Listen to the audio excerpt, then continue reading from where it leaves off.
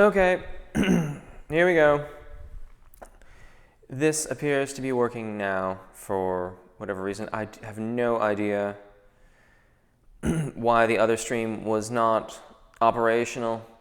Hopefully you found the link and everyone's now joining us over here. My name is Jeff. Matthew Boyle, good morning. Altog, oh great, good, excellent. Hopefully everyone's going to find this.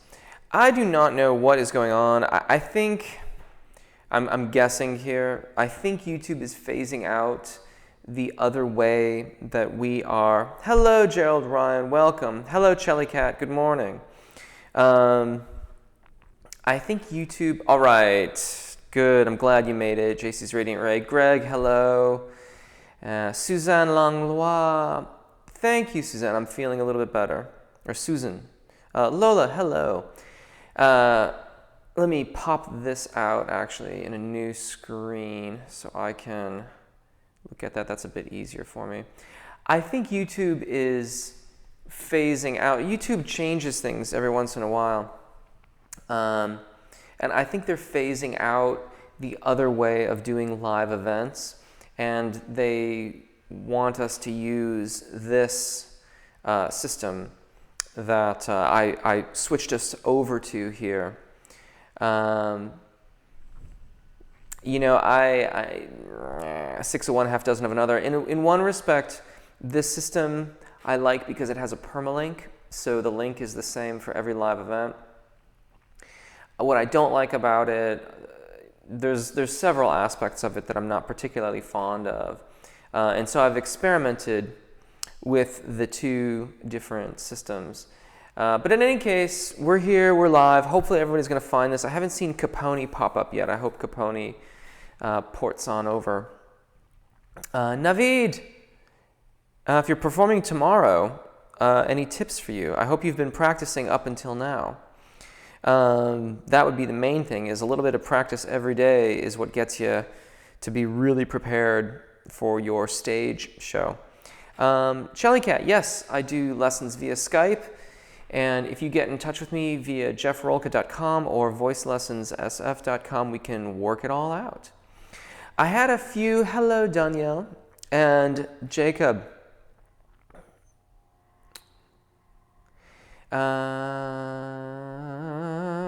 I have a couple questions. There's a couple questions that are left over, and I really want to take them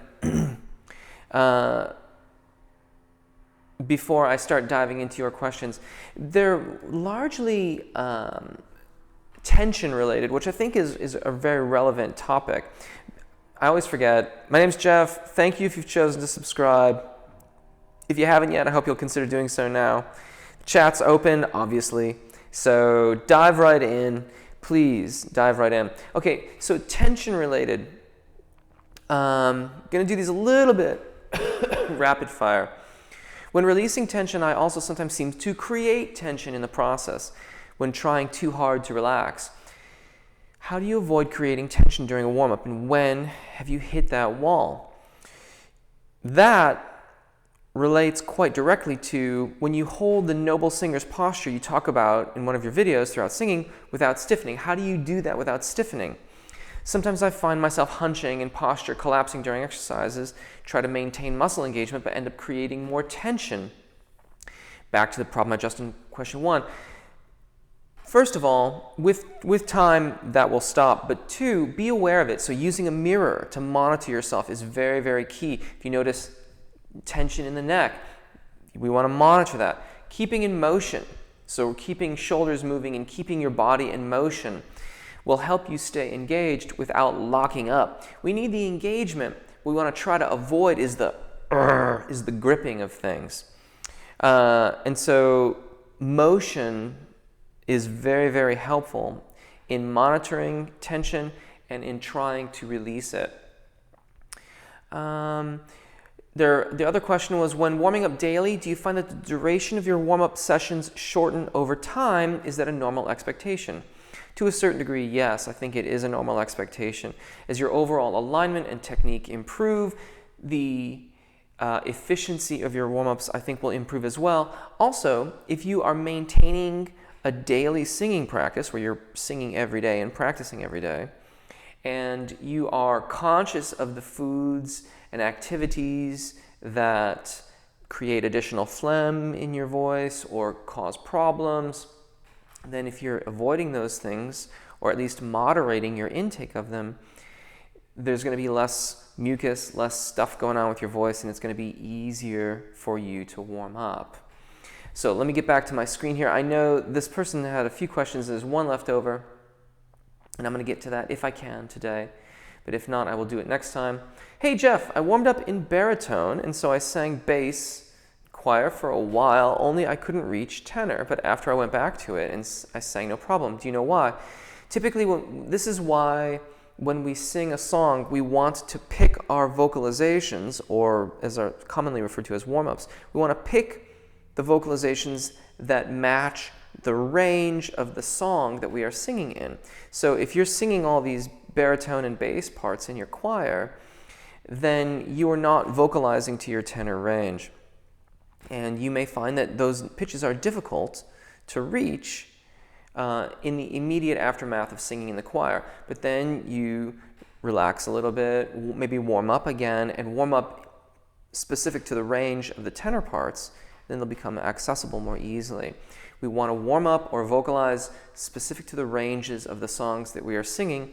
This is why when you have like a demi-levato tune which spans over 2 octaves, it can be very tricky to warm up adequately to this. And this is where technical attention to our technique in the vast ranges of our voice becomes very important. Lola Lewis, is 30 minutes long enough for a vocal session? Absolutely. Particularly if you mean a vocal lesson.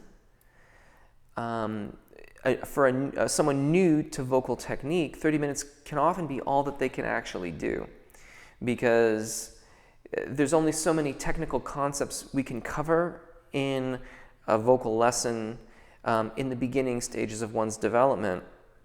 And sometimes you can't move on from one particular technique to the next in those early does. So yeah, absolutely. Nancy Okocha, does lifting your tongue slightly help create a pop sounding tone? Pardon me. Lifting the tongue in the rear of the oral cavity, specifically, one can think about it as kind of like the rear of the tongue coming near the top molars in the back of your mouth. That has a lot to do with directing airflow towards the nasal pharynx and into the sinuses, and that in turn creates that brilliance and more of that mask sound, which is essential. It doesn't just create it, it is essential for a pop or pop rock timbre. So yes. Karina Chen says hello, and I say hello back. Today is, how can I stop flexing my throat muscles when singing? Move your neck around a little bit. Do a little bit of side to side, do a little bit up and down, be a little bit all over. The most important aspect of this, however, is that it be arrhythmical. So when you're moving around like that, if you're singing a scale,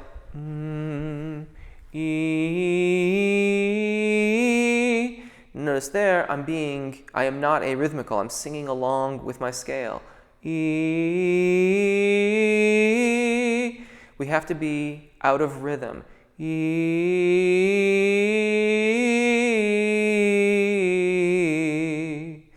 And that can help you become aware of the tension and work towards releasing it. You might want to use a mirror when you're doing that so that you're aware of when you're locking up.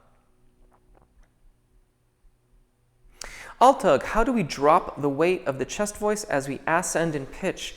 Very cool question, very good question. That process begins by learning to narrow and lighten or reduce the volume. Narrow is a complex term in terms of vocal pedagogy. Complex in that it refers to several different things at one time. It means coming down towards the pure form of the vowel. It means lessening the volume. It also means reducing the engagement of the vocal fold muscles without becoming airy. We want to stay adducted. We want the vocal fold to keep adducting, but we don't want to be unnecessarily heavy with it. So start by singing descending scales and noticing how that feels to descend without getting heavy, and then begin the process of ascending. Usually you do exercises, and they're all over the warm-ups on the channel, where you begin with a slower descent and then you do the ascending descending scale afterwards. It's a very good practice, a very good vocalization for learning to reduce vocal fold engagement in the thyroarytenoid dominant singing voice. Karina Chen, I have tongue tension, neck tension, and jaw tension. Yes, and there are a variety of exercises to learn to release that. There was one video I did some time ago where I had you sticking out your tongue and holding onto it. That can be very, very good for learning to become aware of tongue tension and learning to release it. Neck tension I just talked about. Jaw tension, I believe, is addressed in the tongue tension video as well. But if not, let me know and I can do a video about that. Carlos Estrada, good morning, and good morning to you. Karina Chen, I have poor posture. I'm releasing a video on posture this coming Thursday. I'm switching my video release days to Thursdays. So Thursday the 16th is the posture video, and there you go. Exercises to deal with the above. I have already mentioned that. Capone, echo, echo, no furniture, a lot, such hard surfaces. What is alignment for singing? Yeah, I know, the furniture hasn't arrived yet, so all in due course. I was hoping that the close mic would help with that a little bit, but apparently you still get it. Alignment, it refers to a variety of things in terms of vocal pedagogy. It means that the vowels, when we sing them, all match resonances. And alignment also refers to posture and the alignment of the spinal column and how you hold your neck over the clavicle. Both of those things are alignment for singing. And the posture video is coming out this coming week, and virtually every warm-up on the channel deals with vowel alignment to one degree or another. Some of them stress it more than others. There were some very old videos that were very when I just started the channel, and then I believe they're called resonance, and those deal with alignment of vowels quite directly.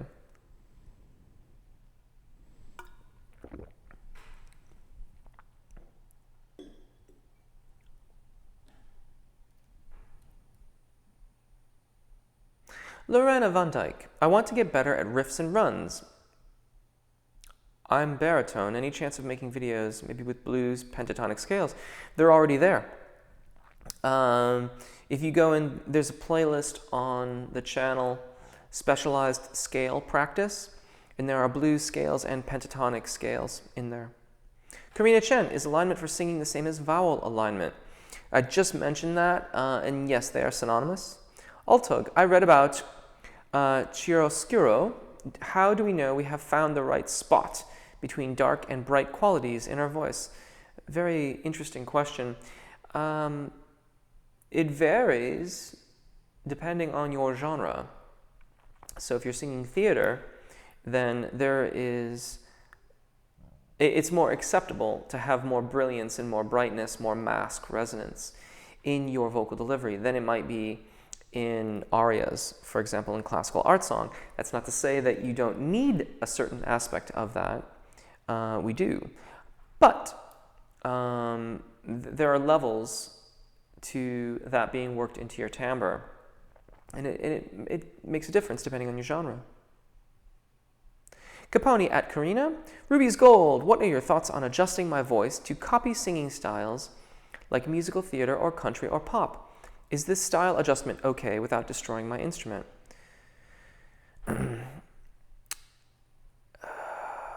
It's all relative. So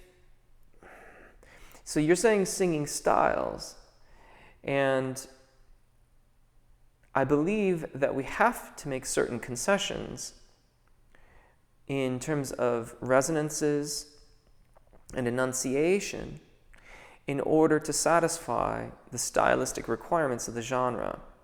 If you are talking about copying individual artists and singers, then I would say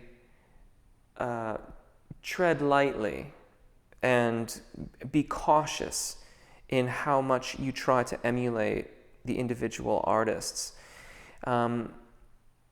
Their instrument will almost certainly differ from your own instrument, and if you're trying to emulate them too much, then you do risk losing track of your own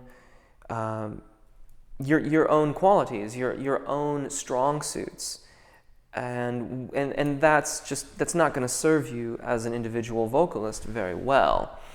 Trying to come to terms of understanding their style, I think, is good, but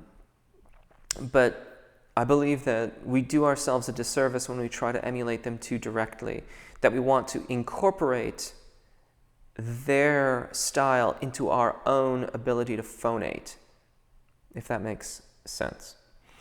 As far as destroying your instrument is concerned, you're more likely to do that by straining or by trying to force your thyroarytenoid dominant singing voice, your chest voice, too high in range, too high in tessitura. And I would think that by simply adjusting resonances and enunciation, you won't do much to fatigue your voice. But as always, if it hurts, stop and reevaluate what you're doing. Greg, I have a pretty in-depth question this time. Brilliant. Excuse me. I was talking with my voice teacher about a new register that I've discovered recently. He calls it a mixed voice, but not like the head-chest mix. He says only 10% of singers have it, and 3/4 adducted voice and 1/4 falsetto. I really like the affectation of this voice, but I can't get very loud with it. Do you know anything about this register and how to get a similar sound in fully adducted registers?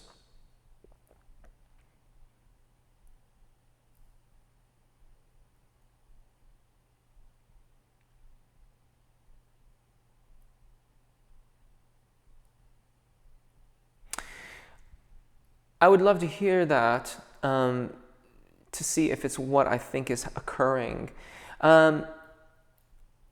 There is, I'm trying to remember if I've heard this, what I'm thinking about here, referred to as a different actual register of the voice.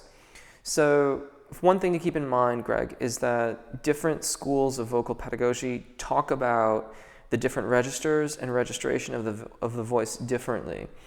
And so what I am thinking of here is what I would refer to as a dampening of the vocal fold. But what you're doing is sounding as if you are you're kind of allowing a small amount of the vocal fold to leak air with a falsetto tone production, which is cool.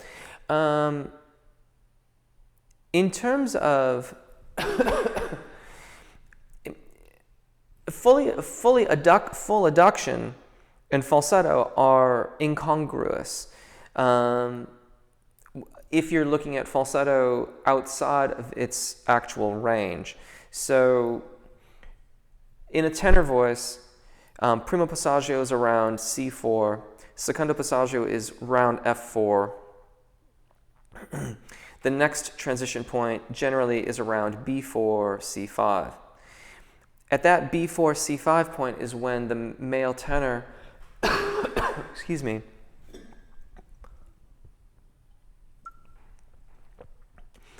enters the falsetto range proper. However, because falsetto is being entered at the appropriate range or tessitura of the voice, it's not airy. It's a very full-sounding vocal delivery. So to bring that falsetto tone production down, because of the partial adducted nature of the vocal fold, when you're lowering that point, it out of necessity becomes airy. So to have a fully adducted vocal fold and a partial falsetto tone production are incongruities. But it would be interesting to hear what it is you're talking about. When we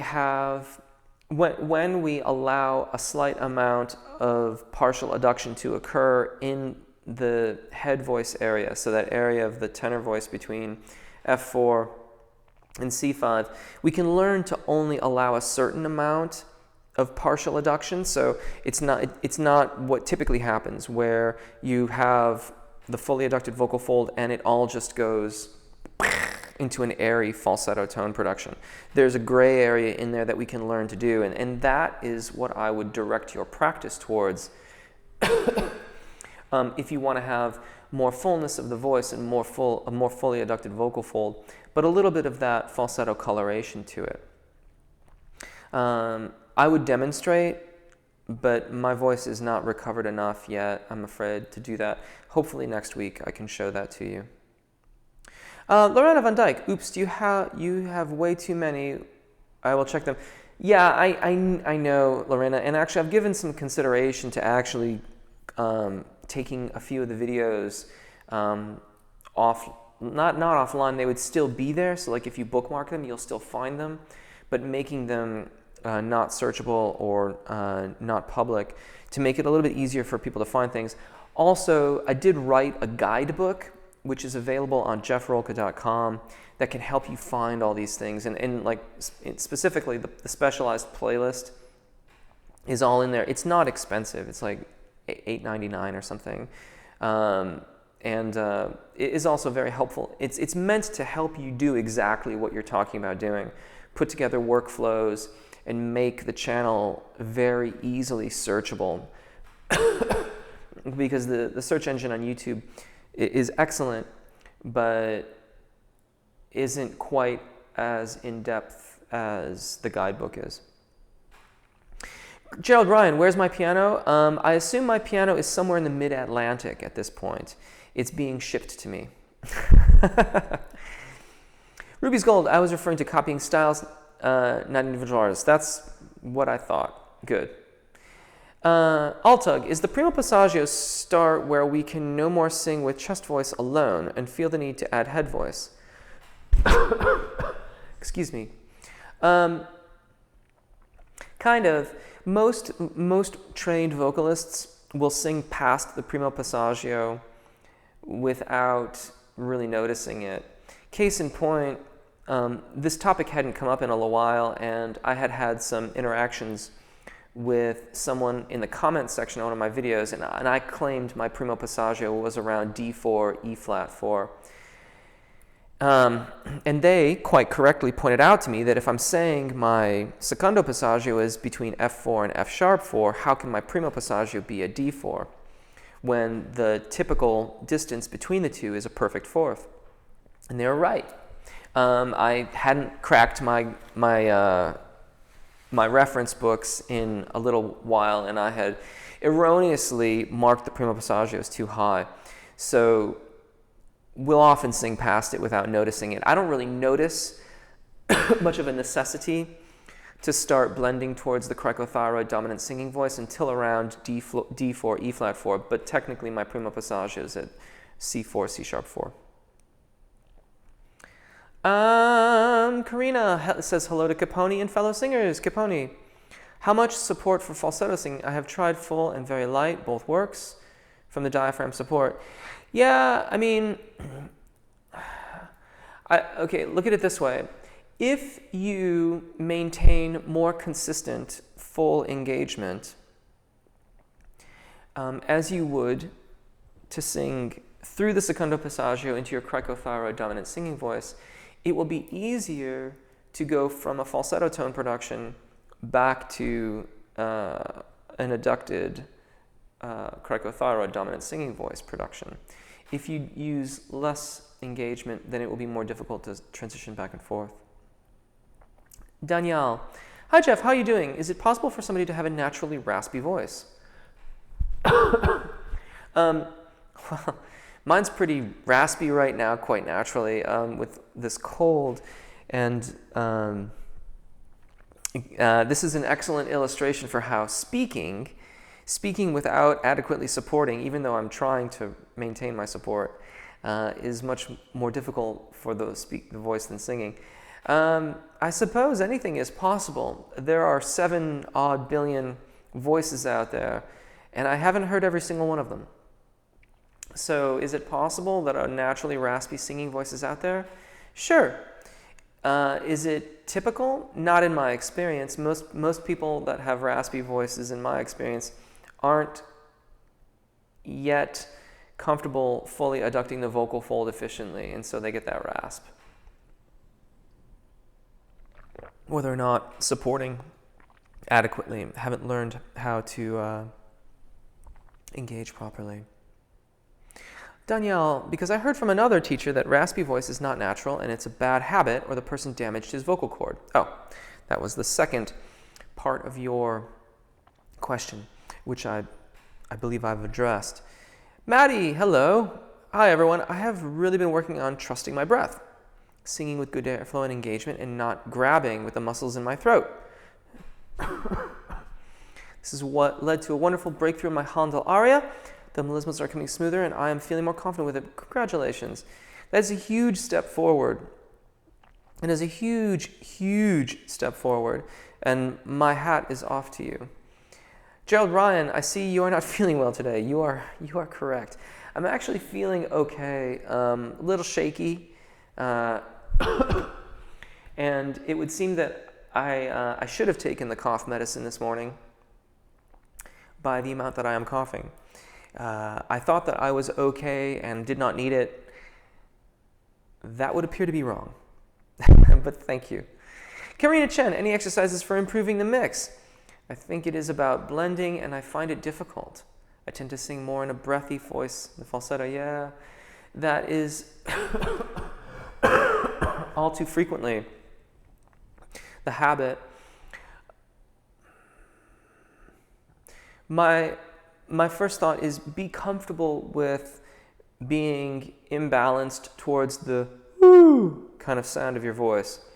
Getting comfortable with the way that feels and how your voice operates with that cricothyroid, that overly cricothyroid dominant singing voice before you start to blend it back towards a more balanced approach to your voice. The goal is to get a balance between thyroarytenoid and cricothyroid dominance while still being dominant, slightly dominant in the cricothyroid dominant area. But if we start trying to balance that too soon, it's too easy to go back into old habits of either squeezing or allowing the voice to slide off into that falsetto tone production, neither of which are desirable. So be patient and keep practicing. The oo vowel is pretty good for this practice. A vowels are better as you're looking to make more of a balanced approach, but you want to just be patient. Be patient. Work with oo and e initially because they're going to help you stay on the vocal fold proper. Capone at Danielle. Danielle, Jeff, how a professional singer like Adele or Sam Smith damages their voice? Are they singing in the wrong way? Well, Adele, okay. I would have to listen more to Sam Smith. With Adele, lots of really high velocity glottal attacks in a belting voice. I mean, that's a very, very aggressive vocal style that is going to fatigue your voice very quickly. I don't know what happened to Sam Smith, and I have not listened to him enough to know. Particularly listen to live recordings. But I mean, Adele, on her studio recorded work as well as her live performances, the glottal attacks in a tessitura of her voice where she should be not doing that, and also, she was definitely belting, was just very, it made me anxious to listen to it because it just was so aggressive. But is it wrong? Well, think of it this way. Too much of any one aspect is, with the exception being just making that smooth transition, because when I don't have a cold, I can sing hour after hour without any problems. But, had Adele limited her usage of glottal attacks and belting, then perhaps it would have been fine, just saving that for specific instances. But as far as I could tell, that was not what was occurring. And that would have, to limit that usage would have been predicated on the ability to be able to sing in a cricothyroid dominant singing voice, which was not evidenced in her work prior to her surgery. And again, I can't speak to Sam Smith in that regard. Kiki, any advice or tips for singers who have performance anxiety or stage fright? Yeah, I'm actually going to write a book on this beginning this year. It's not going to be out for a long, long time. Performance anxiety is something that I have struggled with a lot, and still work with all the time. The main thing so this is a huge question. That's why I'm going to write a book about it. The short answer to your question is that a certain amount of experimentation is necessary in order for you to figure out just exactly what works for you in lessening your stage fright and what does not. So in the past, I've talked about the clothing that I wear, my eating habits. I eat 2 hours before performance, and it's usually like a salad or something incredibly light. I've worked a lot with the external and internal aspects of performance anxiety. My anxiety has a name. I call it the saboteur, in particular because of the way that my anxiety manifests itself now, as opposed to how it's done over the years. So the short answer is take notice of what you are doing now and how you feel on stage, and begin to adjust aspects of it. So perhaps, start with really tangible items. What did you eat before the performance? What was your caffeine intake? What was your alcohol, if you drink, intake? Adjust those things. Reduce them. Reduce the caffeine intake. Reduce your alcohol intake. I know people talk about having a drink before going on stage, but the reality as a vocalist is that alcohol impedes fine motor skill coordination. If you impede your fine motor skill coordination, then you are hurting your ability to adequately control and phonate your voice. I don't think that helps us.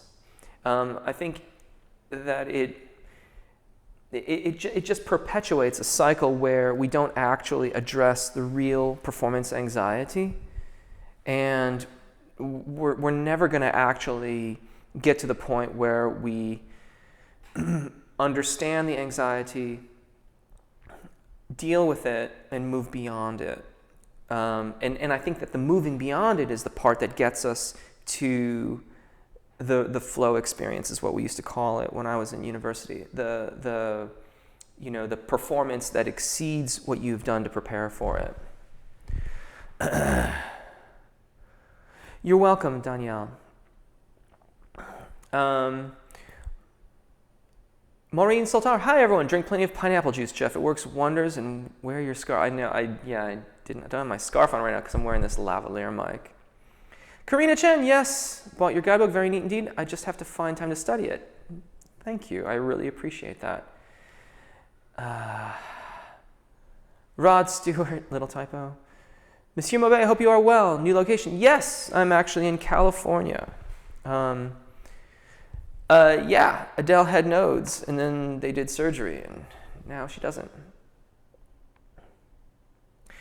Jellycat14, my choir teacher said true altos are rare and that most women are some form of soprano. In your experience, have you found this to be true? Yes. Yes, the overwhelmingly average female vocal type is the mezzo-soprano. So, yeah. Gerardo, made it. Welcome. Greg's Life at Jellycat14. Bhavya, how to have a richer and fuller tone. Work towards resonance. Fullness of tone is about resonance. And that requires good airflow and good release. So it's about release of tissues in the oral cavity and airflow.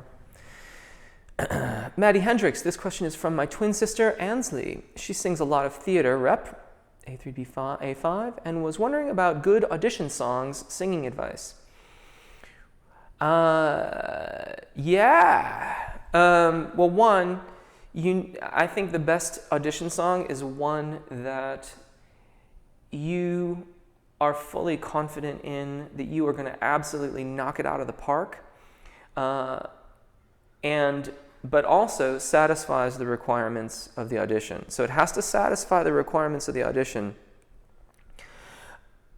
but it has to be one that you're very, very, very comfortable with, that you've done before. Ideally, you've used as an audition piece before, if possible.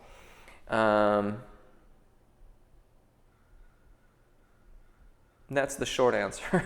That's the short answer to that. Yeah. In terms of giving specific songs, I would have to know. I would want to know her repertoire. I would want to know what the audition is for. And then we could work something out. Monsieur Maubet, raspiness is weird. When I sing, I've got pretty much no raspiness, none. But whenever I'm talking a few hours after I sing, I get a little raspiest. Maybe it's just some dehydration, or maybe it's that I don't do a good enough warm down. It could be any of those things. It could be a little bit of phlegm, your voice's response to having been used. At the end of a long day of singing, my voice produces phlegm to coat itself and to recover. That's entirely normal. Maddie Hendricks, what should she do if she goes into an audition and the song they have asked her to prepare isn't in a style she's comfortable with? Well, hopefully she's had lots of time to prepare. And study people who have done that song in the past that are representative of the style. And I would go so far as to look at the style and its permutations over historical durations. I'm thinking specifically of a client of mine who used to do a lot of auditions in Soho, in London. And when we would prepare pieces, we would take a look at the piece in question, and then we would look at it from a historical standpoint, and then all the way up through contemporary versions of the piece, and decide on what elements of the style she would incorporate, what we wouldn't incorporate. Oftentimes with theater pieces, individual artists will do slightly different parts. They'll sing different pieces. They'll alter the melody of the song. And we would sometimes decide which of those to incorporate into her audition and which to not do. Additionally, if possible, you may consider looking up the past productions of the director for whom you are auditioning, to look at how they have done productions in the past, how historically accurate to the genre have they been previously, and what's the likelihood that they're going to do that with your production. Thomas F. Hi, Jeff. Could you please explain what the difference is between mixed voice, belt, pushing chest voice up? I've been told that they all sound different, but I cannot differentiate the three. Sure. I have to apologize. I would normally demonstrate this today, but there's just no way my voice is up to it. Okay, so pushing chest voice up and belting are synonymous. What they refer to is forcing the thyroarytenoid dominant singing voice, that's the musculature that is used when you use your chest voice, to go higher and higher in your tessitura. Specifically, belting above the secondo passaggio, or singing with the thyroarytenoid dominant singing voice over your secondo passaggio, is belting, or pushing chest, or pulling chest. Your secondo passaggio is the point that your voice would normally transition from your chest voice, thyroarytenoid dominant singing voice, to your head voice, cricothyroid dominant singing voice. For a tenor, that is typically around F4. For those that have become accustomed to pushing or pulling chest, it can often feel like that point is higher, but that's erroneous. Usually, that vocalist has pushed their thyroarytenoid dominant singing voice, their chest voice, so high that, and they haven't done anything to transition into their head voice, to their cricothyroid dominant singing voice, that it skates off into a partial adduction. The vocal folds separate and you get a falsetto tone production where the ligament is producing the tone. Mixed voice is used in a lot of different ways. It is often referred to as, people often refer to the cricothyroid dominant singing voice or head voice as the mixed voice. But in most schools, in the school of, let's put it this way, in the school that I am familiar with, which is an aspect of bel canto, though I've studied other disciplines as well, the mixed voice is referring to the zona di passaggio, which is the point between the primo passaggio, which for the male tenor is about C4, and the secondo passaggio, again, F4 for the male tenor. And that is the area of parity, where thyroarytenoid and cricothyroid muscles are kind of vying for control of the vocal fold, and the vocal fold is slowly elongating longitudinally. And it's in practicing that zona di passaggio, that mix area, that we get a really smooth transition into our head voice, which means that the head voice is not airy or light or lacking in any way. The notion that the head voice is airy or light or lacking is also erroneous. That is typically because the vocalist is using a falsetto tone production instead of adequately transitioning to their head voice. Cricothyroid dominant singing voice, as I'd prefer to call it. Differentiating between the three when you're singing is another matter altogether. That's just the description of them, and I'm afraid I can't demonstrate that today. But hopefully next week my voice will be up for it, and if you can make it, please chime in and I'll happily demonstrate. Gerardo, everyone is sick. I certainly am. The breathing exercise helped your asthma. That is an unexpected but wonderful benefit. You are welcome. Gerald Ryan, yes, thank you. I'm going to take a rest after this. Bhavya, I have extreme throat tension. What should I do? Start with the short notes and just err to the side of lightness with your voice. So err to the side of just being incredibly delicate with your voice. Use a mirror, short notes. Abandon melismatic singing for a week and try to reset the clock on how you're approaching vocal fold engagement. Lemon and honey, yes. I'm absolutely going to do that. I've got some ginger as well that I'm going to stew up as well. Karina Chen, looking forward to your posture video and stage fright book. Thank you. I'm really excited about the stage fright book. My professor at university many years ago was asking me what I was going to do after I finished my master's degree. And I told him all these different things. And he's like, you haven't asked me what I think you should do. So I thought, okay, please tell me. And he said, I think you should get your PhD in psychology and write your book on performance anxiety, which I dutifully did nothing of the sort.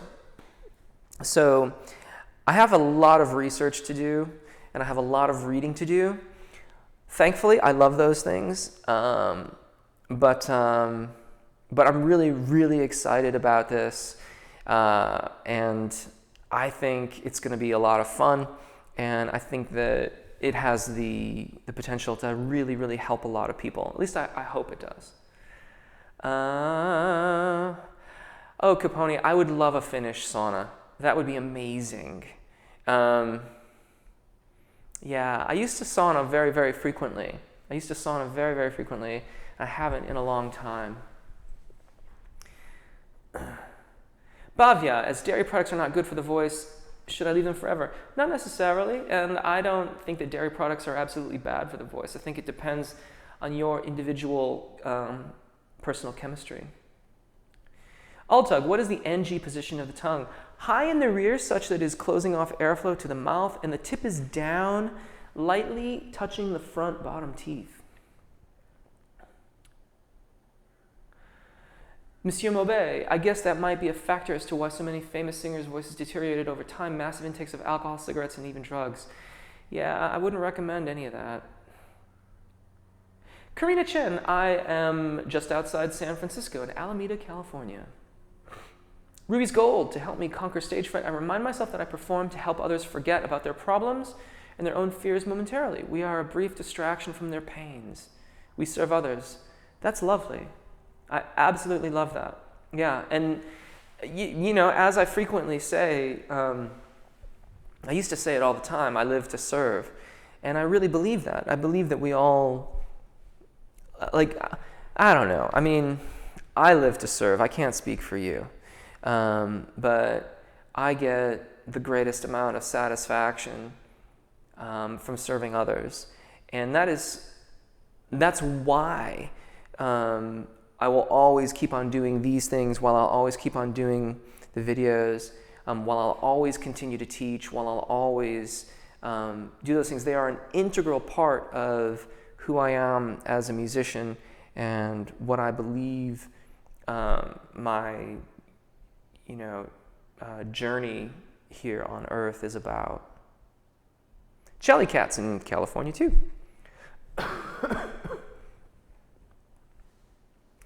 Karina Chen, any chance of knowing any pre-1920s musical theater pieces from mezzo-soprano? I need suggestions. Off the top of my head, no. Not off the top of my head. If I did quote you something, I wouldn't want to quote you something because I'd want to check it first in terms of knowing the timing when it was released. And by pre-1920s, I'm guessing that you want something that is part of the public domain. And you want to really make sure that it's part of the public domain when you make those recommendations. Kiki, I'll be patient, wait for your book on performance anxiety then. Thank you, you're welcome. Karina Chen, I need to do one for my music exam. Oh, cool. Or miserable makes my breath control harder. Breath control really plays a major part in singing. Absolutely. Karina Chen, am I a music theater fan? Yes. Yeah, I find that music to be, the word I would choose is titillating. It's ebullient, and it has a spark, and it's fun. And it also often indulges in puns, plays on words, which I am really, really fond of. Greg, did I see the link I posted earlier? I did not. You really need to email me, because oftentimes the YouTube is set up to filter links out. I think I can send them to you, but you cannot necessarily send them to me. Jellycat14, I used to live in San Marino in South Pasadena. No, I'm up north. I'm near San Francisco. Altug, in vowel modifications, narrow vowels get a little wider and wide vowels get a little narrower. Is this right? Kind of. They sort of meet in the middle. They sort of meet around the schwa vowel, which I suppose may feel a little narrower than the ah if you're used to doing ah like that. But in my singing voice, I'm not accustomed to that any longer, and so it doesn't feel narrower, but there is a narrowness to the ah and o vowels that I can get on board with, yeah. Mrs. Webster, hey, welcome. I'm almost going to be wrapping this up because I just feel rotten. Giovanni, my vocal teacher, says I sometimes get shy when singing louder. Any tips on getting over that?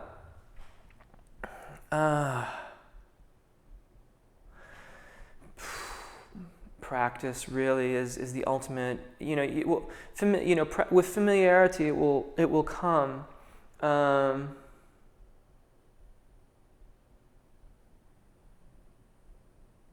have to think about that a little bit. And I think actually, guys, I know there's a bunch of here that are coming up, but I think I just need to, and I know I got started late because of the whole snafu with the live event, but I think I need to call it a timeout for myself and my voice today and wish you all a very, very happy day. And I will catch you next week and hopefully feel much better, and I'm going to brew up some lemon tea. But until then, take really good care of your voices, enjoy singing, and hopefully we will see you soon. Bye.